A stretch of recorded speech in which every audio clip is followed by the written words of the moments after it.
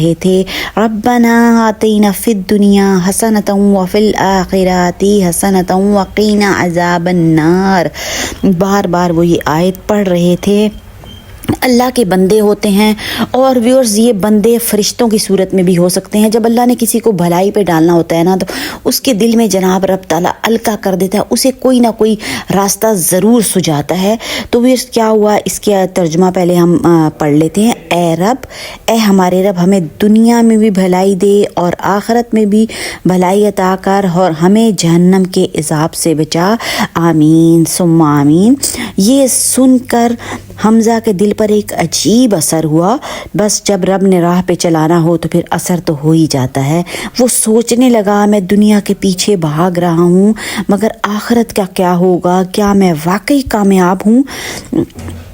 एक उसके दिल में व्यूअर्स एक कसक सी थी। फिर क्या हुआ, ज़िंदगी में